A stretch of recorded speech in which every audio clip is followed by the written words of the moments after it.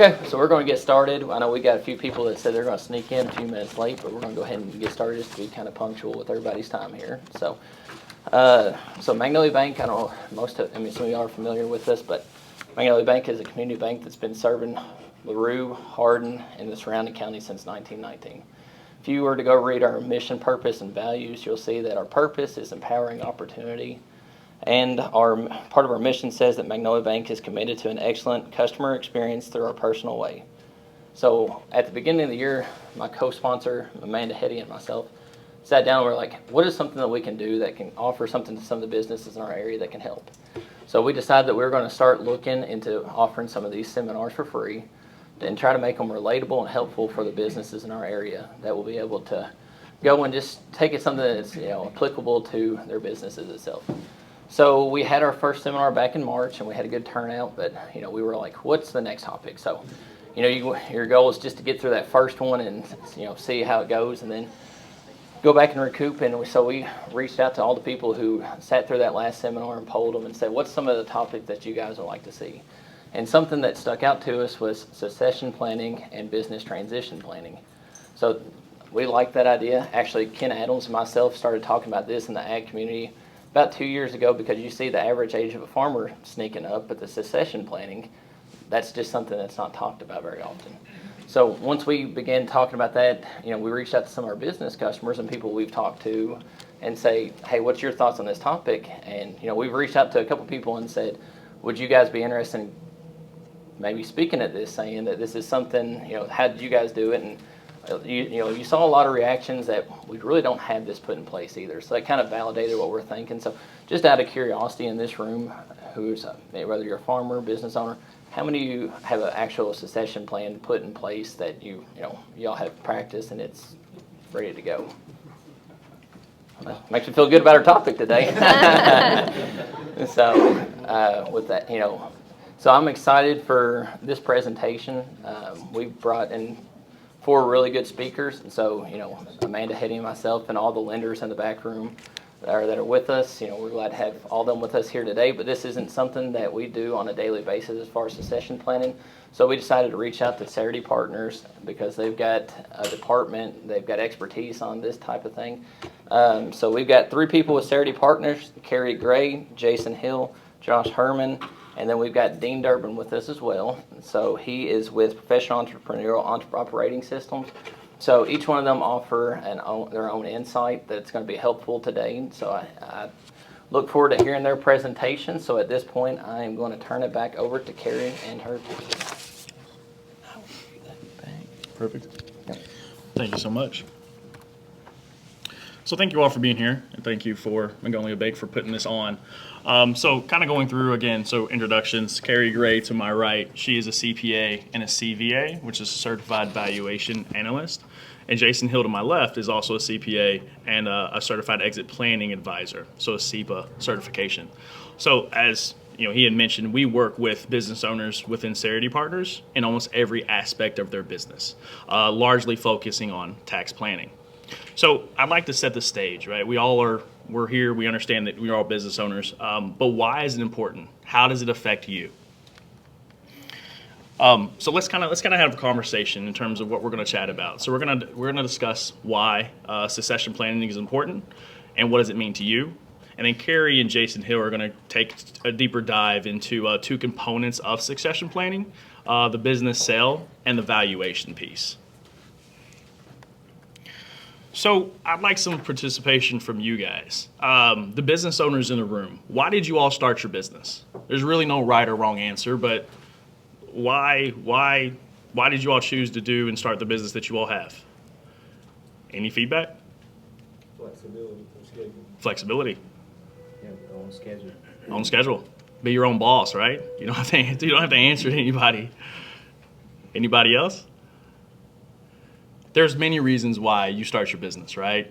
Be your own boss, pursuing your passion, creating a legacy for your family, building something from the bottom and growing it. It's a valuable asset that you have. That's what's important. What do you do when you generally have a valuable asset? Well, you want to protect it. You want to make sure that the transition to the next owner or the next business owner or family member is seamless. and you want to make sure that it's impactful, and you want to value that. So that's the reason why succession planning is important. So Carrie, can you kind of dive a little deeper into succession planning?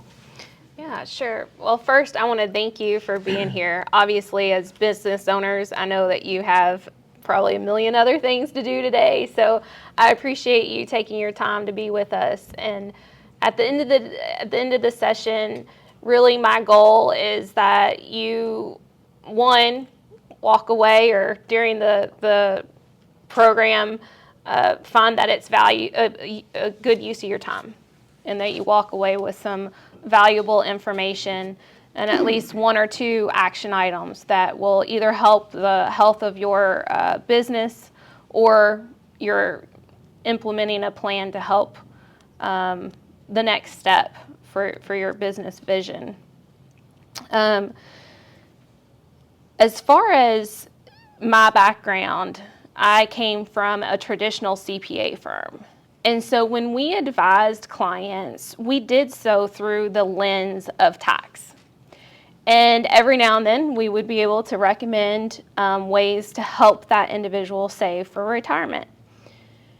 When our firm merged with the company we're currently with, Cerity Partners, I also started working with our trust and estate team.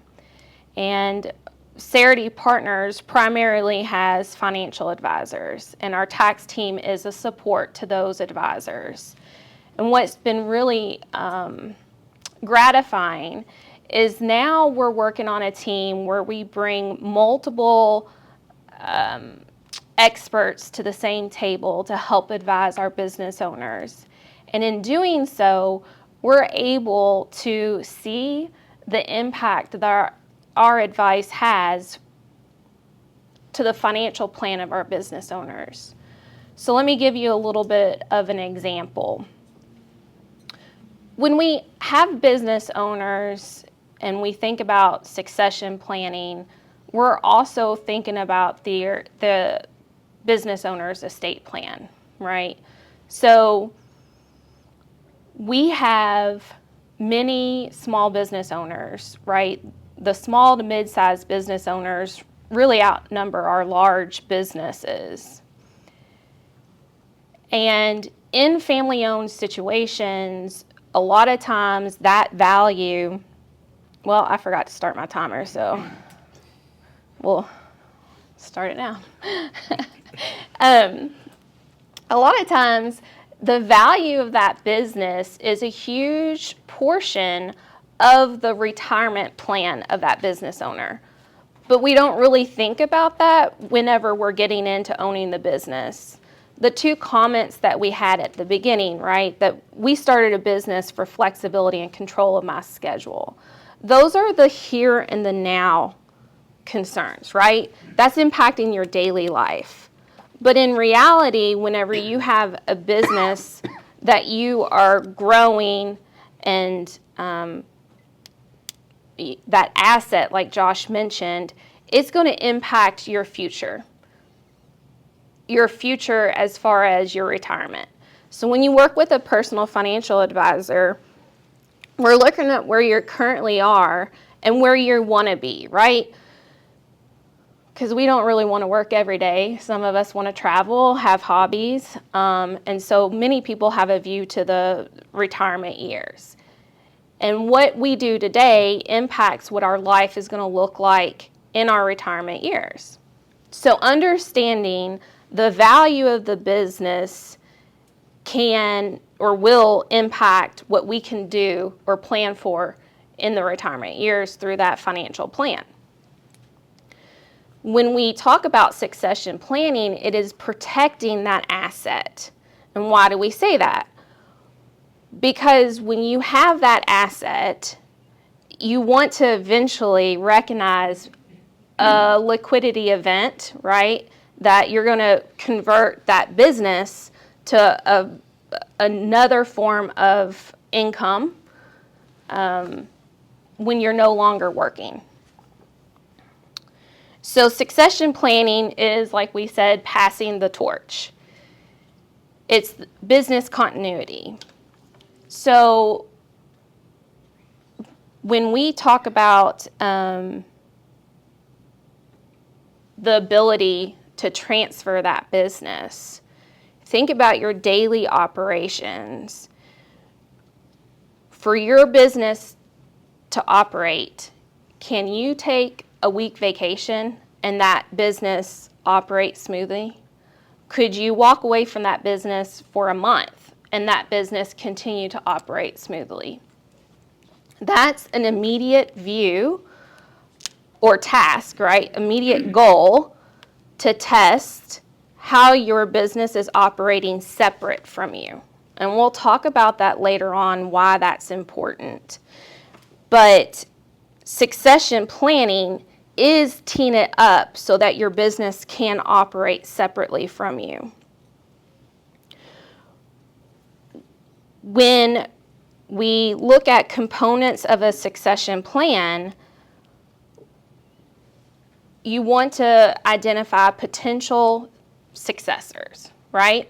So if you have a family-owned business, do you have a second generation that may take over your business? Do you have a son or daughter that's working in the business with you? Other successors would potentially be another level of your management team. Maybe your right-hand person that would eventually want to take over the company and run the business. Other successors would potentially be a third-party buyer, right? Just somebody in the business that would want to purchase that operating company from you and continue to run it. And so knowing, obviously, what is more than likely a reality to you, right? If you have that second generation that you want to transfer it to, that plan has a different path and different items that need to be addressed than, say, if you were setting it up for an outside party to purchase that company from you. Once you have an idea of who you think might be that second leader of that company, you would want to put plans in place so that you have a smooth transition. The reason we do this is because that solidifies the continuity of that business.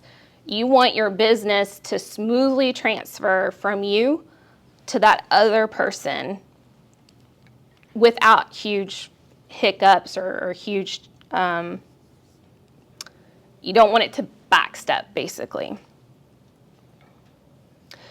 So understanding, the reality of where you are and your company is. Here's some examples. When you have a family-owned business with one child that works in the company and other children that may not be interested in that field, there's special planning opportunities and issues that need to be addressed, right? Because when that transfer happens, the one child that's in the business obviously probably doesn't want to be answering to their siblings that have no knowledge of what's going on in the business, right? So very similar to estate plan that you would have for your personal life, you would apply to your business. And addressing those issues before that transition happens is a kindness to your children, right? To resolve issues and disagreements that might come up between them. Another issue that we see is blended families. So, for example, I had a client who had children in the business and a second spouse that worked the business. So if that business owner passed away or, whenever that business owner wanted to retire, there were unique situations that we had to think through and talk about before that transition happened so that wife and children didn't have disagreements which could negatively impact the company. Another situation that many don't think about really is, if I pass away today or become severely disabled today, how is that company going to operate? So again, if you were to step away from your business for a month, would it operate smoothly? If you were to step away from that company unexpectedly, do you have a plan in place, basically turnkey, where operations are going to continue? Does that second leader know that they're to step up and run that business? Does the second person in charge have access to the bank account to continue paying the bills of the company? We call that an emergency plan. So that's taken that situation that is actually a succession and planning for that possibility. Another situation that we see is when we have multiple partners and we are in the business to build something great, but we don't talk about what would happen if one of us passes away, or kind of if we're going to start aging out of this and we want to start retiring. When you have multiple partners in a business and one person passes away and those items are not, a plan isn't in place to address those issues, then we could potentially be in a situation where we're dealing with the widow that now has, or widower, that has ownership in that business, and potentially we're discussing what that person would want to be bought out for. And the value that that person, the business and the widow has on that business could be severely different. Even if we agreed on a price, how is that company going to access the cash to buy that person out? So those are different scenarios that succession planning comes into play, and why it would be important to think about those items now. So as far as having that discussed, Jason, when we actually have that transaction is where Jason comes into play, because he has specialized in M&A before, or that's what he specializes in, is M&A, and he's going to talk to us about that. Thank you, Carrie. Again, I appreciate all of you being here. There's a million things you all could be doing to, generate revenue, build your company. So thank you for taking the time to learn about this subject, which is really important. And it may not be important now, but one day this will be the only thing that's important in your life. And as I talk about this subject, I'm going to give examples, real world examples of clients of mine and prospective clients of mine that didn't take succession planning seriously, and some of the consequences of that. So when we think of a business transition, the first thing, the key takeaway that I want you all to take from me is the timeline. What does the timeline look like? What is an appropriate amount of time to plan for this major life event? I think 90%, I made that number up, it's not a true statistic, but most advisors are going to tell you 2 to 3 years. The more runway, the better. With most financial transactions, the more runway, the better. I'm sure Magnolia Bank will tell you that if you want a loan, the more runway, the better. I generally advise 24 to 36 months. In real life, I've been doing this. I've been focused on M&A for about 5 years. I've been in the tax profession for about 12 years. I've never encountered a client that gave us a significant or a sufficient amount of time to properly plan for a transaction. Hopefully that changes, but that's just the reality is it's not important until it is, and once it's important, it's very important. One of my prospects right now, the spouse, the wife is 100% owner. The husband is 100% operator. They have 2 kids working in the business. They want to transition to the kids. Every time we get on a call with the husband, because of his age, because of medical situations, he falls asleep during our meetings. He falls asleep during the call. So the main decision maker, who's been the main decision maker for 30 plus years, isn't able to make a decision, and now this family doesn't know what to do. It's a really sad situation that could happen to anyone that doesn't plan for the worst. So that's an unfortunate situation. They have lots of firms quoting the work, bidding for the work. I don't know what's going to happen. I hope they let us help them, but as long as they get the proper help they need, I think they'll be all right, because it's a well put together organization, and they do have 2 family members that are almost ready to take the reins, and I think if they just got the push, they would do great. We'll see what happens there. But why do we need runway?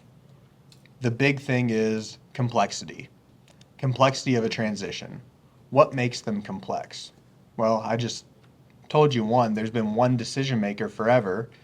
No one's ready to step into that role. So preparing the next person to make those decisions, especially if it's a generational transfer, or as Carrie talked about, a transfer to an internal management team or internal employees, or even what our company pre-Cerity Partners did. We were an ESOP, an employee-owned company. There has to be a team in place that's going to take over the decision making from the initial owner or the transitioning owner. Having time to teach them, train them, how do you hire? Lots of small businesses don't have a separate HR department.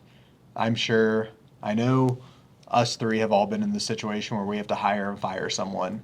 It sucks. I'd rather give it to someone that knows how to do it, but oftentimes small businesses can't afford a proper HR department, so you're doing that work yourself. What else causes complexity?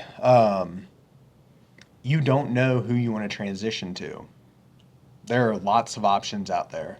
Private equity is, I feel like in the past 5 years, private equity has put their hand in every industry that they're legally allowed to invest into. Some of these transactions are great. It's generally great for the transitioning owner, but if you all keep up with financial news, we're seeing what's going on with Red Lobster right now. Not great for franchise owners, not great for current employees, but someone made a lot of money at some point. So not having a clearly defined vision of what that next step is, well, it takes time to build that, especially if it's not clear. If you don't have a key employee that, this is my next person, this is the person that's going to take over when I'm ready to retire. If you don't have that child that's going to take it over, well, do you go with this private equity firm? Do you go with this private equity firm? Do you go to a strategic buyer? Do you go with the guy down the street that does something similar? All of those are factors, and depending on which option you choose, it increases timeline.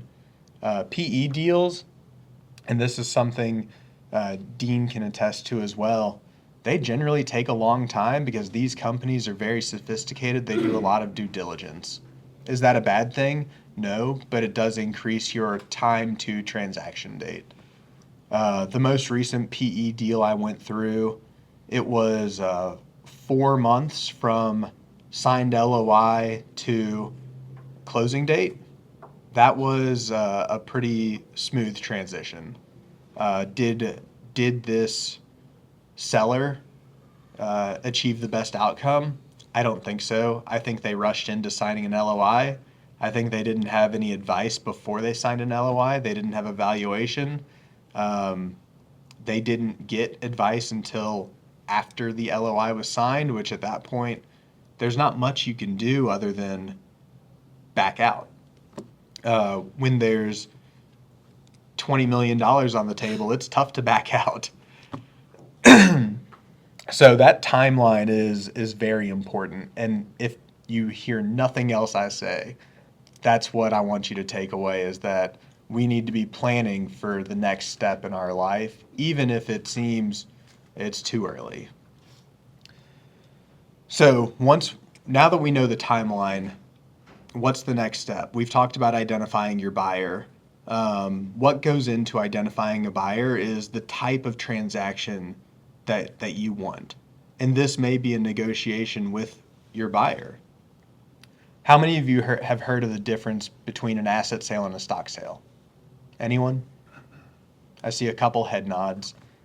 Is anyone willing to share what they know about the difference between an asset sale or a stock sale?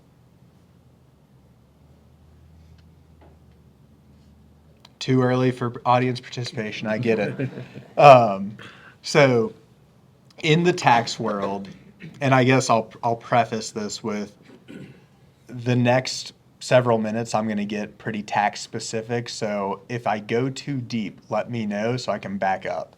But this is where I play. This is what I have fun with. So if you hear the passion, don't be intimidated. Asset sales, a lot of buyers really like asset sales. Why is that? Well, they get to step up the basis of the asset. They get to redepreciate the asset. They get to shed the liability of the selling company. It's great for buyers. On the other hand, for the seller, you bought all those assets originally. You likely took depreciation. You benefited from the ordinary expense. So Congress has said, well, we're going to recapture those expenses and you're going to pick up ordinary income up to your original cost basis in the asset. So if you have equipment, and I'll talk about equipment mainly because we all know what it is. If you have equipment that's fully depreciated and you sell it for any amount less than the original cost, that's ordinary income. You've received no tax benefit. It's just like you generated income through operations. If you sell it for more than original cost, you have ordinary income up to original cost, and then you have capital gains, which we all like capital gains. Capital gains are great. Why are they great? Because they're taxed at 0% up to $94,000 of AGI. Don't quote me on that. It's about that. And then they're taxed at 15% up to a lot. And then above that a lot number, they're taxed at 20%. So if you're a high income taxpayer, limiting your tax to 20% is a huge benefit. You don't really get that in asset sales. There are ways, but it takes a lot of structuring. It takes a lot of negotiation. Stock sale, on the other hand, you're selling the stock, I'll put it in quotes, the stock of your company. So if you're a C corporation, if you're an S corporation, and you sell stock, you've just sold the title, the rights to that business, that organization. All your gain on that, we look at proceeds, we reduce it by your basis. That gain is 0%, 15%, or 20% taxed at those rates. That's much better for a seller. Why does a buyer not like that? There's no step up in basis on those assets to depreciate. There's no, they are now assuming 100% of the known and unknown liabilities that come with your company. In the business world, we talk about risk mitigation. How do you avoid unknown risks? Well, you don't buy a company that you don't know the entire history of. That's one way to avoid risk. So all of this goes into your negotiation with that next owner. Again, if they're friendly, if they're internal management, if they're a child, that negotiation is a lot easier than if you're dealing with private equity. Now, what does private equity do to kind of get the best of both worlds? There's lots of stuff. There's lots of tricks, but it all depends on how sophisticated, how complex the transaction's willing to be. And if you all don't know yet, when complexity increases, cost increases. Um, if someone has to make a 338 H10 election, again, code section, I apologize, but essentially that election allows a buyer and a seller to participate in a stock sale, but treat it as an asset sale. There's a lot that goes into making that election. I'm not going to talk about the tax consequences because that's outside the scope of this, but buyers can do that, or two parties in a transaction can negotiate for that outcome. And it's important to understand what that means and what goes into it, and how does that increase the cost of compliance. Because there's buy-side compliance, there's sell-side compliance. As the transitioning owner, you're more worried about that sell-side compliance, but if you're not reading this deal carefully, or if you don't have an advisor reading the deal for you, there may be transaction costs baked into that agreement that you're responsible for that you weren't expecting. We'll get into that a little bit later. Oftentimes, or what I've seen, what I've recommended, when you have a company that has a lot of equipment, it's fully depreciated. A lot of people like to make the argument that the equipment is useless. So when you sell that company, what's that value? Well, it's all the goodwill, all the intangibles, the processes, the people, the customer lists, the website, all of this stuff that isn't on a balance sheet. Those are called Section 197 intangible assets. They're great because in an asset sale, a gain on those, there's no recapture. There's no ordinary income. It's all long-term capital gain. So there are ways to structure an asset sale, assuming your valuation is appropriate, that look and feel are taxed like a stock sale. So with that knowledge, kind of high level, we did get in the weeds a little bit, but that's really just to let you know that structuring the transaction is very important. It's going to affect your tax outcome, and we're at a position in the deal where two sides are opposing each other. What's good for the buyer is generally there's a negative for the seller. Your advisors through the deal process should be explaining this to you the entire time. Now, I do want to talk a little bit about what advisors do you need when you decide to sell. What should your team look like? How many of you have a finance team right now, whether it's internal or external? Everyone in here prepares their own taxes. That's actually, I'm very impressed. So when you think about your advisory team for a business transition, what do you need? You need someone that's going to be your quarterback. And that's really why I got the CEPA designation, the Certified Exit Planning Advisor. That designation is, they hold themselves out to be the quarterback of M&A. Whether it's true or not, I don't know. There's good ones, there's bad ones. Hopefully, if you will ever work with one, they're a good one. I'm going to be honest with you. This is me being fully transparent. I'm not a great CEPA. I'm a good CPA. I'm not a great CEPA. I don't want to quarterback these deals, and I don't hold myself out as the quarterback. But you do need someone that's going to lead you and connect you with the rest of the team. You probably want a tax advisor. It doesn't have to be a CPA. Enrolled agents, they're the CPAs of the IRS.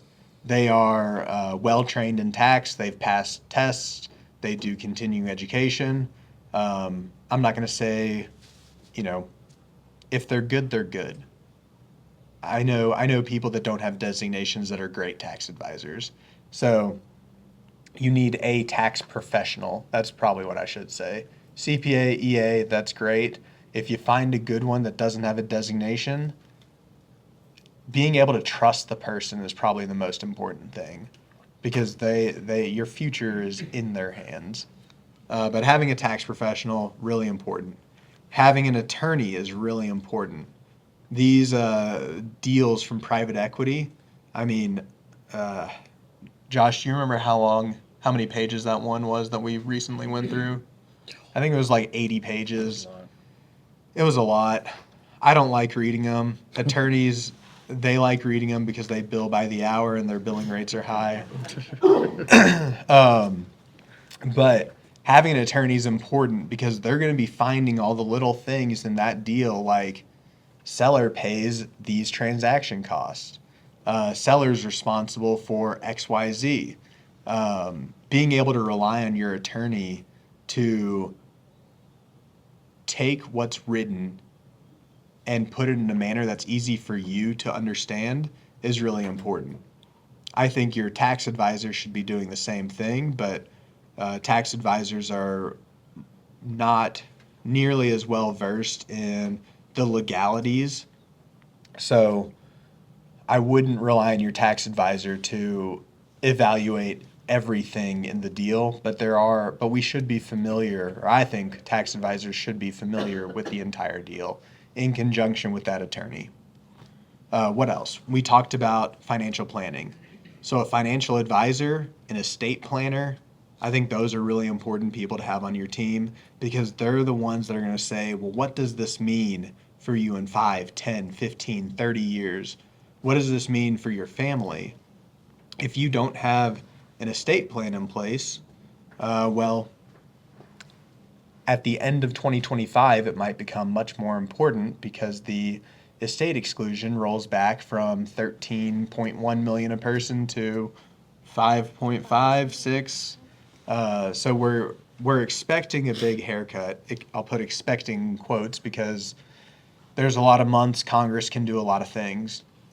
But planning for law changes is important.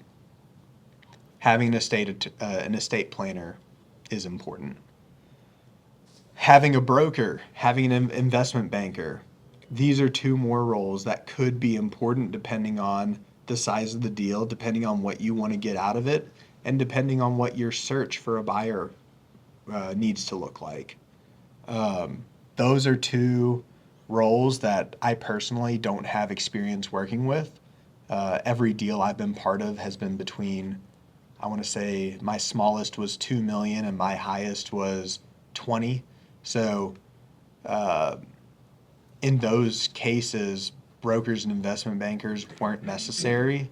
But if you want to take your company out to bid, they're very important, and they're going to help you get the best deal possible. They're going to help you maximize value. They're going to help you get the terms you want. So putting that team in place, very important. What does this mean for you from a tax standpoint? It depends. What's it depend on? The deal language. So there's lots of tricks that buyers and sellers can play to minimize the tax impact to maximize net cash flow. What does net cash flow mean? Your total proceeds, any debt payoff, any reinvestment into the buyer's company, and then your tax bill. So your tax professional, or the me in this situation, we're going to help you negotiate with your buyer to use tax deferrals or complete exemptions. So there's a whole slew of code sections that allow for this. I'm just going to name off a couple: 1045, 1042, 721, 351, 368. All that's gibberish. It means nothing, and it shouldn't. All those are very specific depending on deal structure, depending on who your buyer is, and depending on what you're going to do post-sale. But you should have people on your team that are familiar with these deferral strategies, familiar with income exclusion strategies, so that you can maximize that net cash that you're walking away with. No one wants to leave money on the table.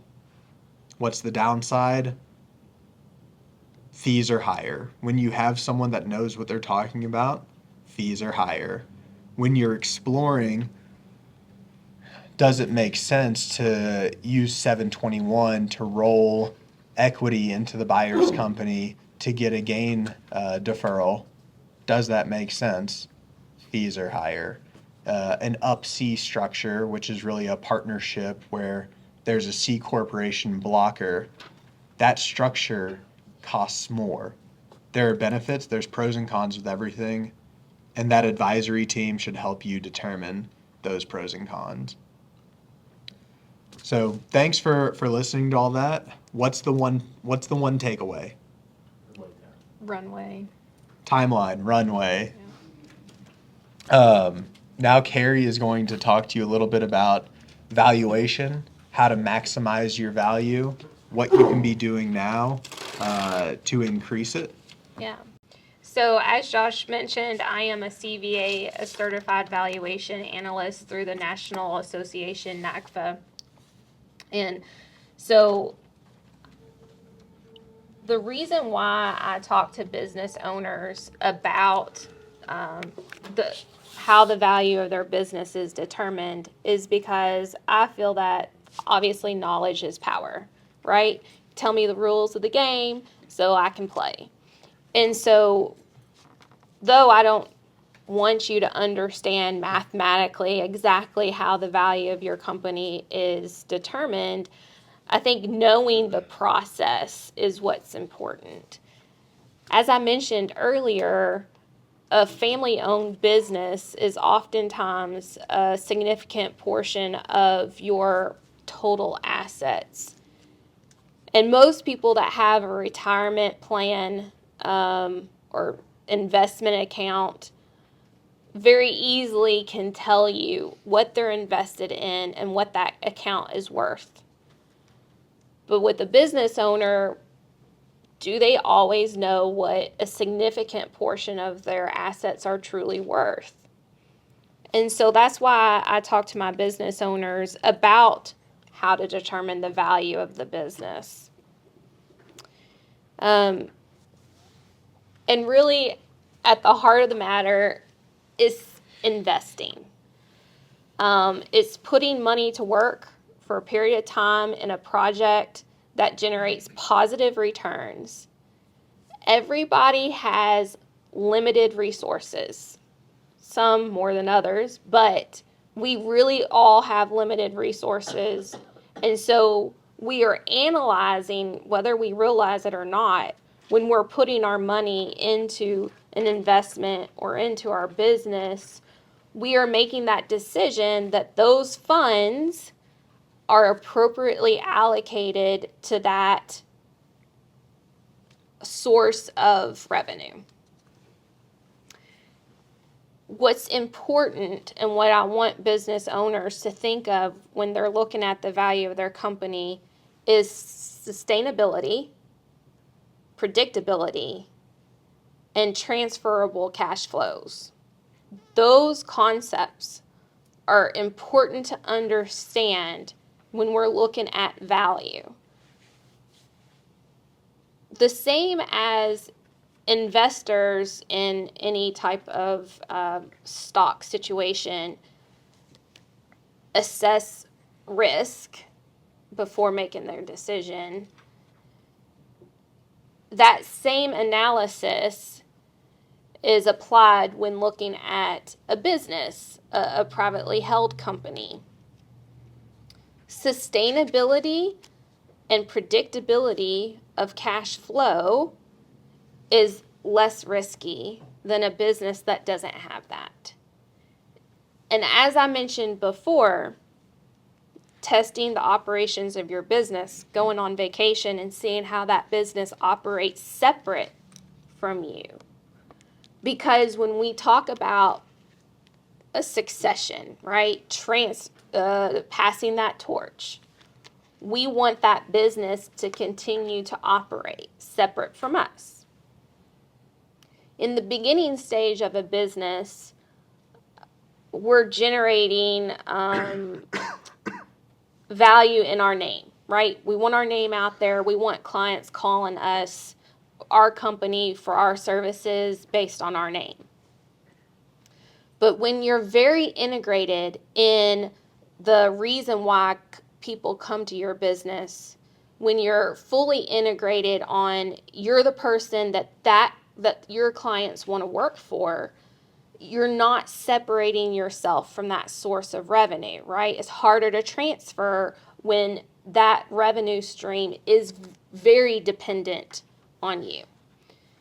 So whenever I talk to business owners, you really hold you have we know we hold a lot of hats, right? We wear a lot of hats. But when we talk about this, I talk about the hat you wear as an employee, right? You want that income stream, a source of income for your family so that you can have flexibility of your schedule. But that's one mindset. You also have to look at the business as an investment. Again, we all have limited resources. And so building value in that company as an asset itself, you look at your company through the lens of an investor. And so I use this picture to discuss investment alternatives, right? It's very easy for us to understand what it means to own a publicly held stock such as Apple, right? We might get dividends, we expect the value of that stock to increase, and we might potentially transfer and sell that stock to recognize some increase in value at a later date.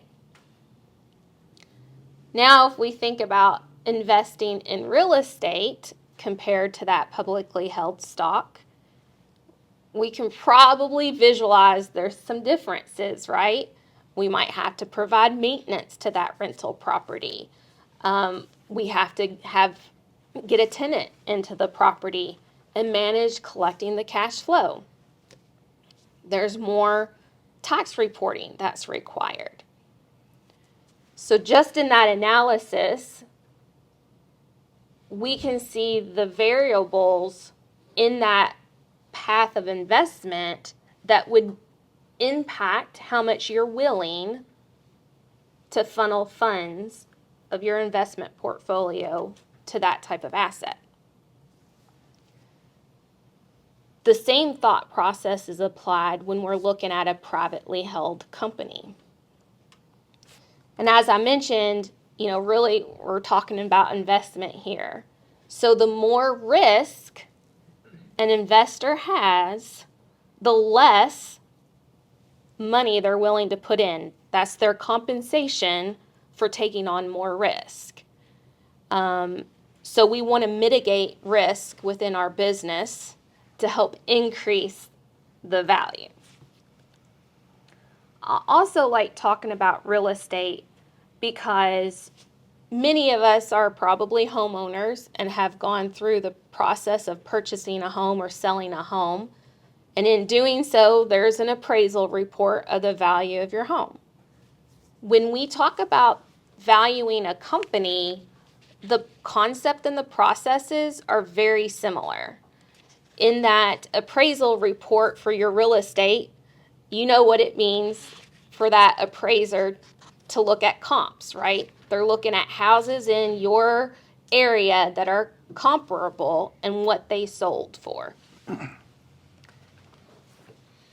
In a business valuation, that's the market approach, right? It's the same concept.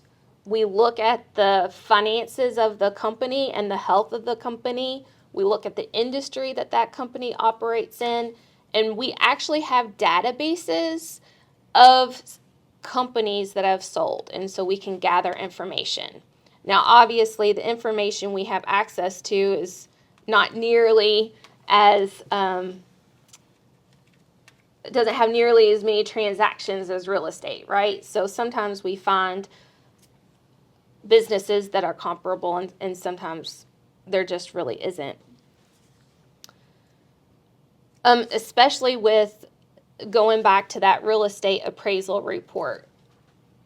Other calculation that real estate appraisal uses is calculating the potential rent that house or that property would collect, the expenses it takes to collect that, right? So we're looking at net cash flow, and then the value of that property can be calculated. Very similar calculation that we do with privately held companies.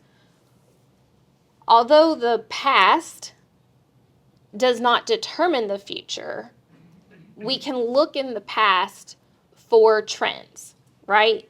Looking at the stability of those cash flows, the predictability of those cash flows. Does that past performance reflect what is expected in the future? So if it's a company that is stable, performance is a steady growth and no significant changes, then we can take that cash flow and apply a cap rate and basically impute the value of that income stream. If there's something expected in the future that hasn't happened in the past, then we would work with the business owner to project out what those finances and that income stream would look like, and then we would discount it with a discount rate to bring it down to present value. And so in that situation, we're looking at your cash flow, what's left, and imputing this value based on what that stream of income would be worth. Again, in the investment world, this is the same thought process when an investor or a financial advisor is reviewing stock. It's the same thought process. What are the expected dividends? What's the expected growth of this company? And then a value is imputed. Another approach that is looked at is the asset approach. And this is normally the floor value, and the asset approach really wouldn't apply to determine the value of the company unless the company is not very profitable, right? So a truck may be worth $5,000 to me. I don't have it in the business. It cost me $5,000 to get this little beat up truck. But if I take that truck and say, well, I'm going to be able to do X, Y, Z, and it's going to generate me this income, then that asset has a greater value, right?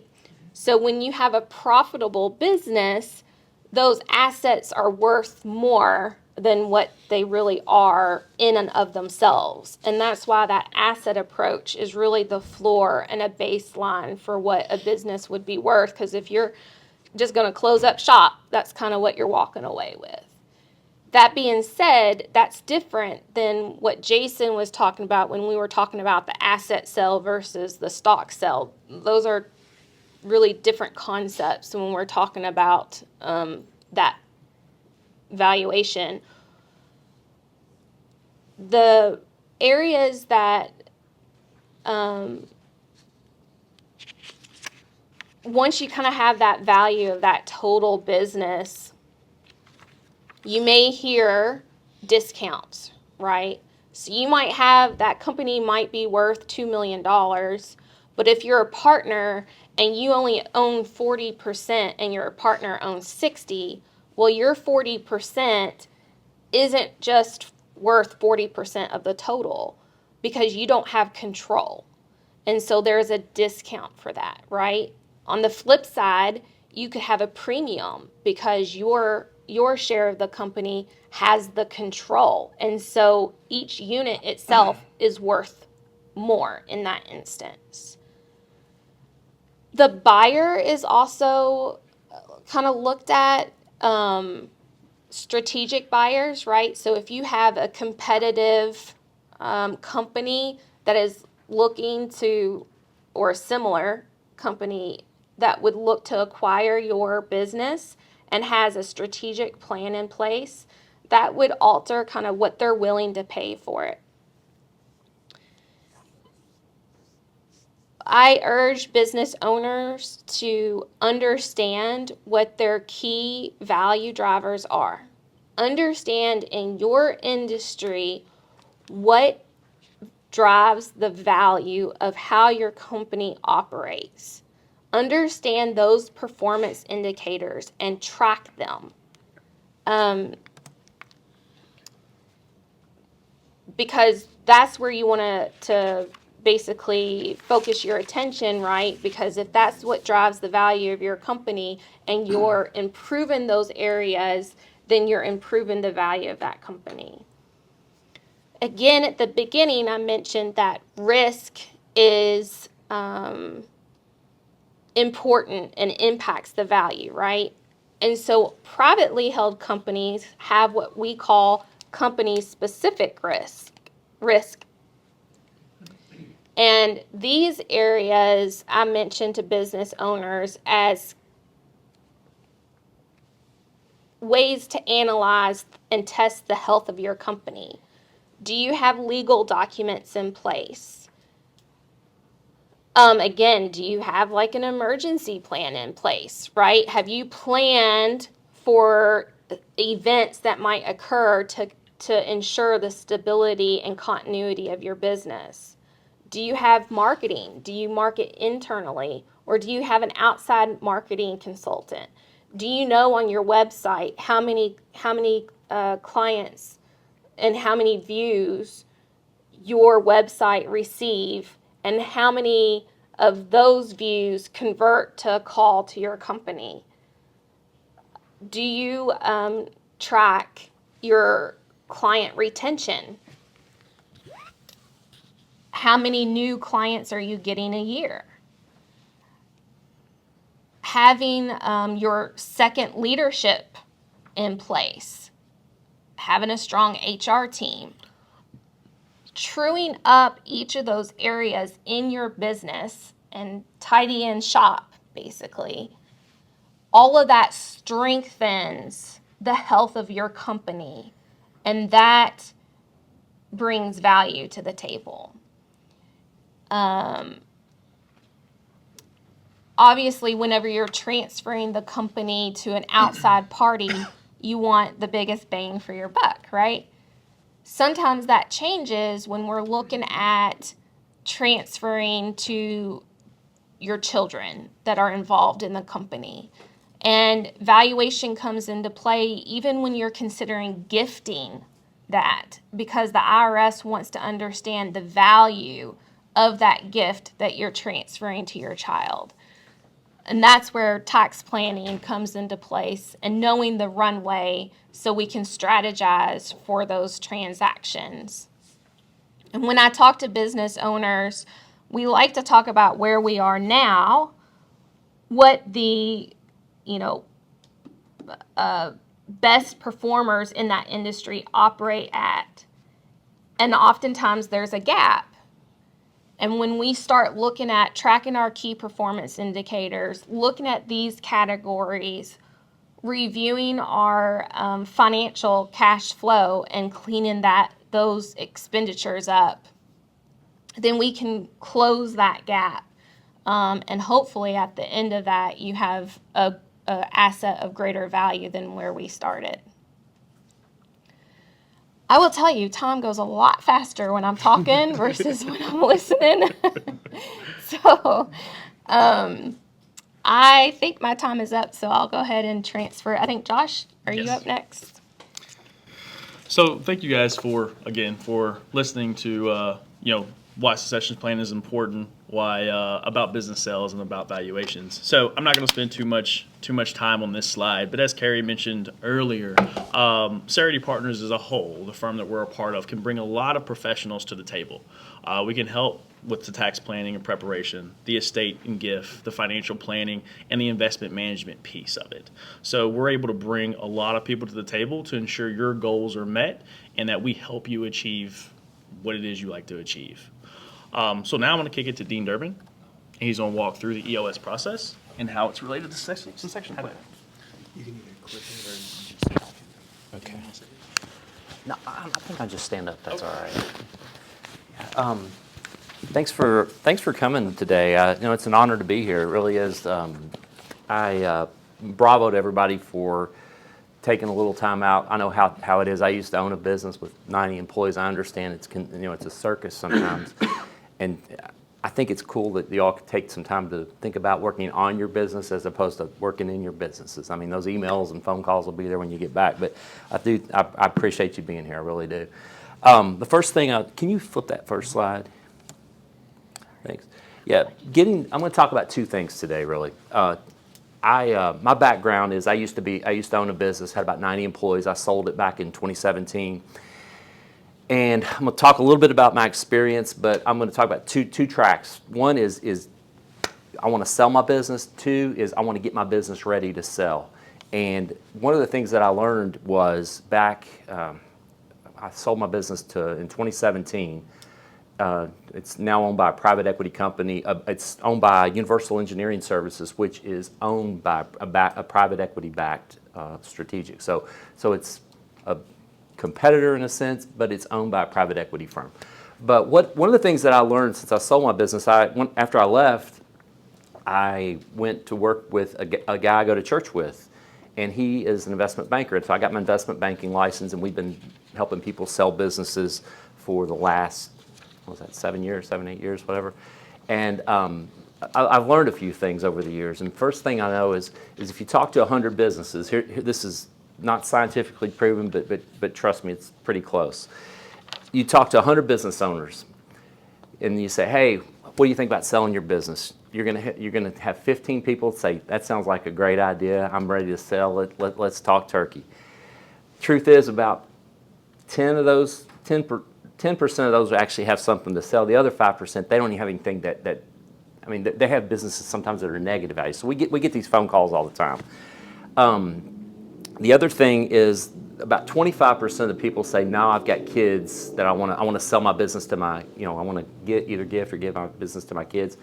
About 25% of the time, roughly. And then the other 60% is, for some reason, it's always 5 to 7 years. I don't know what it is about those two numbers. Like, yeah, maybe in 5 to 7 years, I'd like to look at it. Well, so okay, that's great.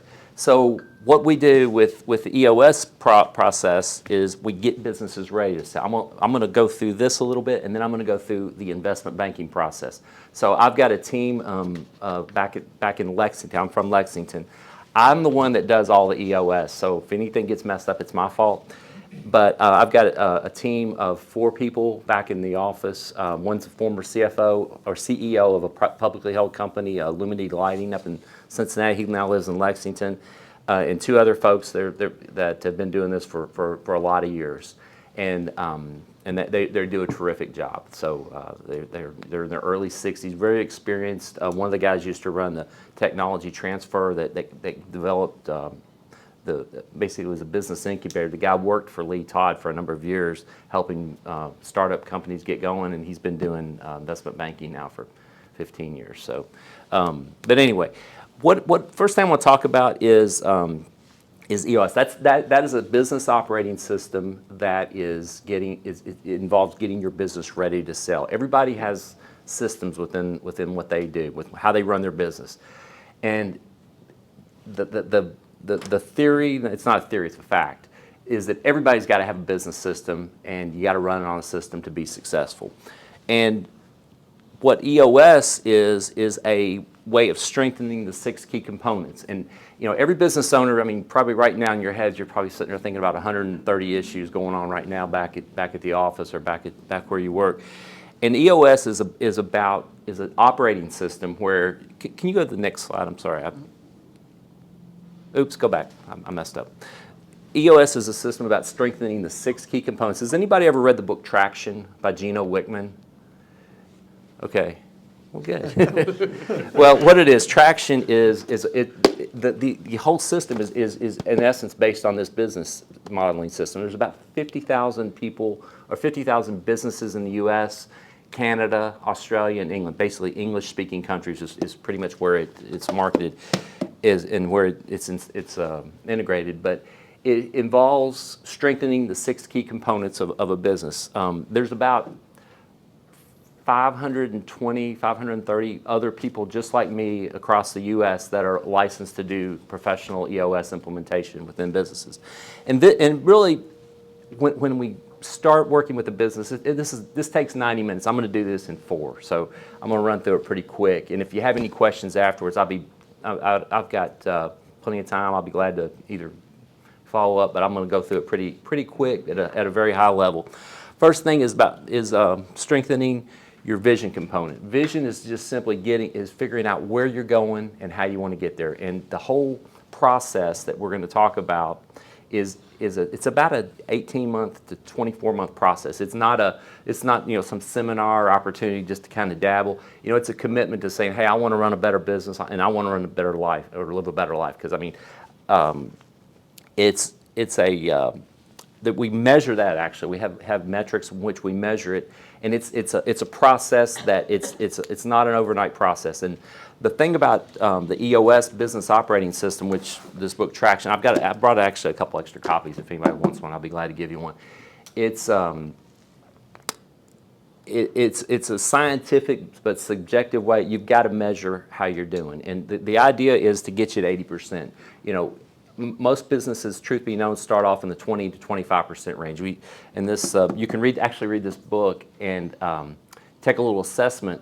And I mean, you got to be open, honest, and vulnerable when you answer this question, because you don't try to game it, because it will really help you. But it will. The idea is to get every business up to 80%. Once you get it to 80%, you've got a business that's running like a Swiss watch. That in a lot of cases, sophisticated buyers, professional equity groups, people like that would want to be very interested in buying. In fact, I had a phone call yesterday. There's a guy named Derek Smith he's from Indianapolis. He's in charge of the Firefly private equity group. I don't know if anybody's ever had any of those, had any dealings with them. They actually, I think they're well, anyway. They run every business, every platform company they have, every bolt-on company they have. If you're not, you buy your business from Firefly. Well, if you're not running on EOS, about 15 minutes after the close, we're going to start running on EOS, because it de-risks the deals. That's what it is. It's a way of harmonizing and integrating, getting a healthier company. So I'll just run through these components. Vision, like I said, is just getting everybody on the same page with where you're going and how you're going to get there. The second one is people component. I mean, just simply, everybody knows this, but you can't run a great business without great people. And the truth is what makes a great person in your organization may not necessarily, in Bill's organization, may not necessarily be a good fit. So we have ways where lots of tools where I take clients through exercises and we figure out what the right people in the right seats are. And there's two different things, right people and right seats. I mean, to be successful, you got to have both. A right person is the person that fits your culture like a glove. That fits your core values. They fit your culture like a glove. Right seat is a person that's good at their job, and you got to have both. And the way we set it up is after about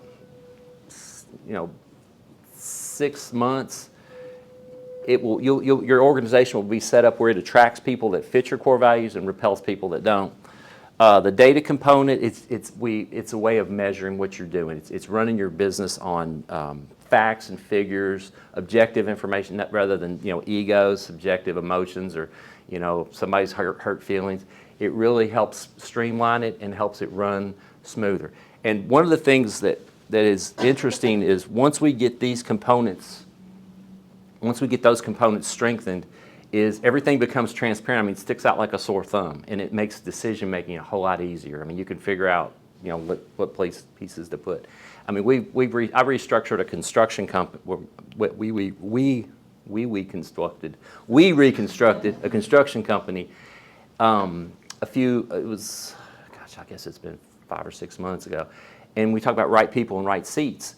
And there was a guy, 48-year-old guy, that was sitting in the operations seat, head of operations, and we went through all the exercises, and we moved. I mean, it became obvious that these people were not in the right seat. The dude started crying. He's like, he goes, I've been doing this for the last 3 years.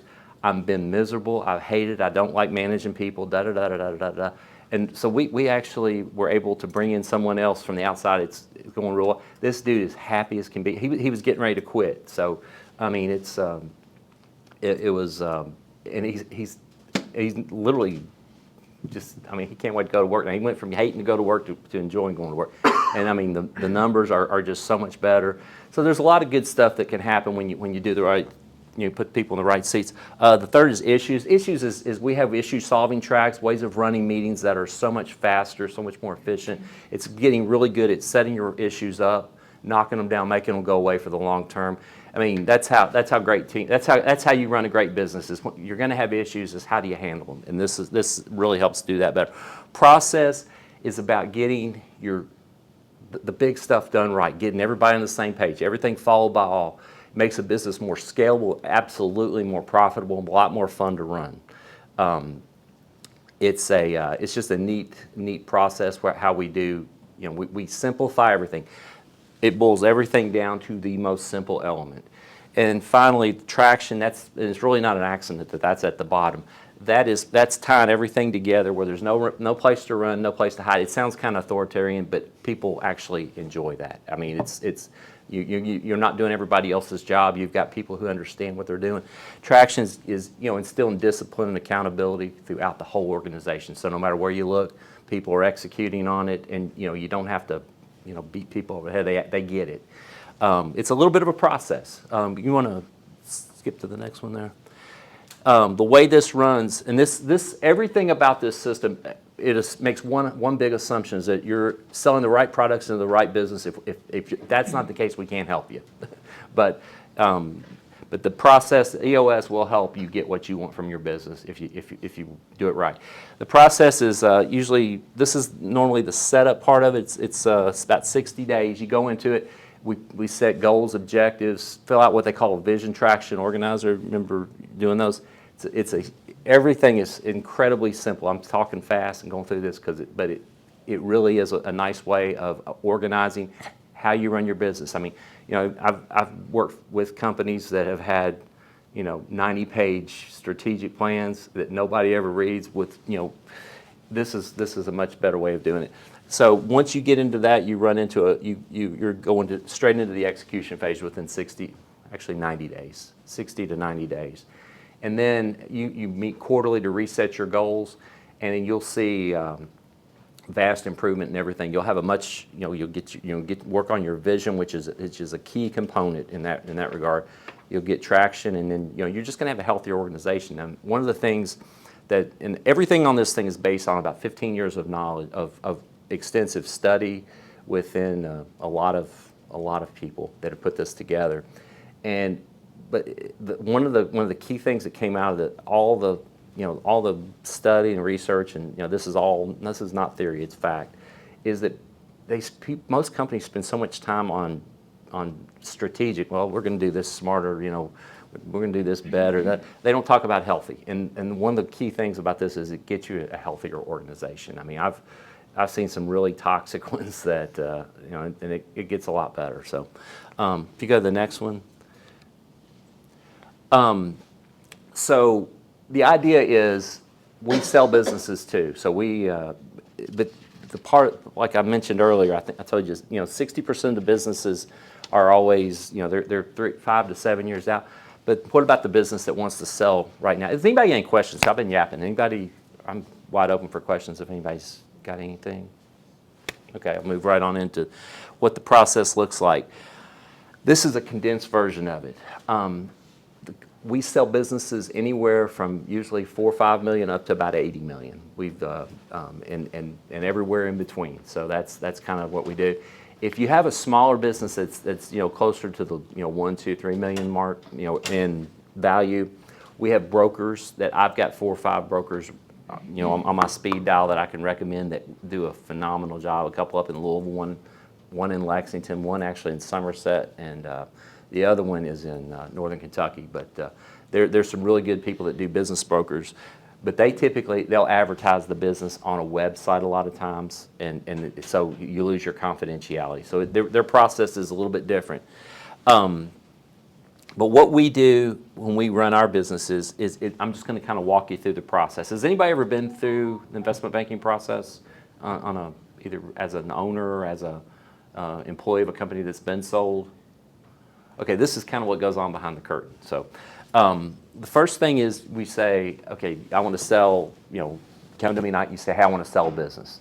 I say, okay, so it takes about 2 weeks, 2 full weeks of getting your IDs. FINRA has all these, I don't want to go into details. We have to take your license and make sure you're not a terrorist. There's lots and lots of just crazy stuff that takes a while getting you structured and set up, in the system to sell business. Why? Because FINRA says your business is a security, just like Apple stock and just like anything else. So we have to take all that stuff pretty seriously. Then once all that formalities are gone, then we can kind of do our thing. So what we'll normally do, go to the next slide if you would, just real quick. Okay, go back. Okay. So we start building an online data room. Jason was talking about the due diligence. You'll have, it runs from east to west. We had a deal that we did not too long ago. It was a company based out of Lexington, and their service was they provide claims adjudication to the prison system. All right, so this is an interesting one, and to state prison systems. So so basically, Dustin here, he gets a COVID test, $9.19 to adjudicate that claim. So what happens is the provider sends us that claim, we adjudicate it down to what, it should have been, they're charging you $150, now we adjudicate it down to the contract says 37, send it out, get it paid, right? So their main client, they have a contract, 5-year, well now the contract expires in about 2 years actually. No wait, 1 year, I'm sorry. 1 year. They adjudicate claims for every prisoner in the state of California. So I was with their CFO, and they actually have a portal built into this. So I mean, you think about how many people are in prison in California. So he could pull it up. He literally said, and this is a year or two ago. He said, "Oh yeah, Charles Manson had a cancer surgery on such." I mean, we weren't supposed to look at that, but who cares? But it was interesting. So, but that accounted for 93% of their EBITDA, their basically their profit, for lack of a better term. And they spent that business building it up. And one of the owners got sick and died, and then the other owner developed Parkinson's disease. So, I mean, he's still alive now, but he's not in good shape. So they had to sell the business. Well, they were fat and happy with the state of California. They had Wisconsin and Georgia, but California was the that was the cow that it was just a cash cow, right? So they had the best mousetrap of all, but they didn't go. They didn't want to grow that much. They had 40 employees. I mean, they were making. Well, I can tell you what their top line was. Their top line was about $35 million, and that's all they wanted to do. But they didn't diversify. There's 50 states in the U.S., and they just, for whatever reason. So the truth is we probably sold that thing. We got 6.2 turns of EBITDA, which when you say a turn of EBITDA, if your business makes $1 million of EBITDA and I sell it for 6.2 million, you got 6.2 turns. So they got 6.2 turns. They probably should have got 9.5 turns. But what we did, we restructured that deal where they got it's almost a 50-50 split, pretty doggone close. They got about 19 million up front and about 18 million in an earnout. Why? Because it was so risky. What if if I buy your company and then the state of California says we'll see you later? They're looking. They've got a 1-year extension on it now, but we had to structure an earnout. So they got more money, but they're going to get more money on the back end. Actually, the estates are probably going to be the ones getting the money. So. Let's see here. I'll rip through this. So when its process starts, so we start today, June 25th. It's going to take 2 months to do, like I mentioned, to get the business set up. It's going to take about 2 months to build an online data room. Let me see your human resources manual. Do you have any environmental issues? Do you have any sexual harassment claims? You name it. The last 5 years of balance sheets, because we want to go both sides of COVID normally. Because COVID kind of made things wonky. And then after about 2 months, it's 2 parallel tracks, but the other part of it is we're setting up getting marketing documents ready. So we're filming a video. So tell me, Dustin, why do you want to sell your business? We hire professional videographers to come in there and do that, because what happens is we sell, like private equity groups, you've got some 26-year-old analyst with an attention span about that long, and they're looking at the videos. They want to hear why they're selling it. You know, is it a fire sale, or is it this, that, or the other? So we're doing that, and we're getting, we're scrubbing the financials, getting them ready. And by the way, we're doing like 3 or 4 deals right now with some of Sarity's clients on a sell side engagement, and they do a really nice job getting everything ready. I mean, it's so much easier selling a Sarity run business than a lot of others. I mean, because sometimes the books are just messes, and actually y'all are helping us fix that. The industrial company that it wasn't easy. So then we moved to a thing where we send out confidentiality agreements and distribute marketing material. So we send it to, usually on our buyers list right now, and we've built this up over the last 5 or 6 years to even bigger, I guess over the last 3 years, about 1,200 to 1,300 private equity groups and about 800 family offices. Everybody know what a family office is? Family office is like a baby private equity group. Private equity groups, they'll buy a business, and usually 5 to 7 years they want to flip it. Family offices are like, Fred Smith, the guy that owns FedEx. Davis Marksberry, he's a dude that he sold his computer company to Hewlett Packard for $990 million straight up cash. He's actually on our board right now. Robert Kraft, we send deals to Robert Kraft, the owner of the Patriots. It's #1 Patriot way. We send deals to them to look at, but they'll buy and hold. They're more patient capital is what we like to call it, and then we'll send them to strategic buyers, right? You know, people that, you know, if you're a concrete company, the concrete company, you know, one town over or something like that, you know, anything like that. So it's a gambit, you know, it's a wide array of what we do. So we distribute CAs. And we distribute what we call a one-page teaser, and it looks a whole lot like this right here. It's one page. It has a manufacturing company in the Midwest that makes this, that, and the other and then we'll put some big financials in it, and then they'll, you know, something so they'll know if they're interested. They won't know who it is. We actually have interns that when they're written up, we'll Google it and say, can you search these keywords out? Because I mean, you don't want to give up any confidentiality. That's a really super big deal, because nothing good comes of it. Because you can actually pull a phrase off the website or something, and Google will find it just like that. So you have to be super careful about that. And what we do is we get indications of interest. So we'll send it out after about 2 months. We'll send it out. We'll develop the buyer. You know, we're developing the buyers list, and we'll send it out to the buyers list. Usually it's MailChimp or something, or that's what we normally use. It does a great job. So what we'll know is we'll build we might send it to 3,000 eyeballs looking at it, but there's about 250 eyeballs that we definitely want to look at it. So if they don't respond, they're getting a phone call. Does that make sense? I mean, we don't discern like, well, this private equity group doesn't deal in this thing. We let them figure that out, because we haven't got time to fool with that. Then we receive IOIs, by the way, they're really non-binding. They'll say, well, I think your company's worth between 5 to 7. We've got financing in place. We can close in 90 days, and they'll give it's pretty wide. When we get to the LOI stage, that is when it's a whole lot more specific. We say it's binding, but it's not actually legally binding, but for a lot of reasons. I don't want to get into that, but it's a whole lot more binding. Once you get an LOI, the chances of them, you know, getting flaky and running out the door are pretty low. And we screen the buyers too. That's the one thing too nowadays. Sometimes you'll have what they call unfunded sponsors, and they'll give you a great deal, and they'll say, "Here, man, that looks great, but wait, can you give us 90 days? We're going to get financing, get some investors." No way. Time kills deals. We don't play that game. Management receives LOIs. We provide management. Once we get the LOIs, then you know what we'll do. When we get the IOIs, I mean, you might get 20 of them, 25 of them. You sit there and lay them on the table and say, I like that one. That one's no good. That one's good. And a lot of times you'd be surprised. Have I got about another 2 or 3 minutes? We're good on time? Okay. Cutting it close. Well, you'd be surprised. A lot of times people don't take the highest deal. You take the ones with the better terms, the buyer that you like the best. We pick an LOI. We go.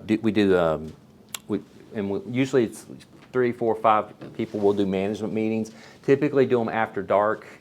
I mean, if you want to see the plant you work, We'll do it after all the workers go home, and I mean, it's pretty, we keep a pretty tight lid on it, very tight lid on it. Then you pick and sign an LOI. Once you do an LOI, once you sign the LOI, you're no longer, you're engaged. You're not married, you're just engaged. So you're only, we go exclusive with one people. The other people go sit in the waiting room, right? And you know, so you sign an LOI with buyer A, and then buyers B, C, and D, they're sitting out there hoping it screws up so they can get a chance to buy it. So then we do the due diligence, negotiate it with only one entity, close the deal. Process average is 7 to 10 months. If anybody tells you they can sell your business in 3 or 4 months and go through that process, they are lying to you. I mean, it's tough. And that's how that works.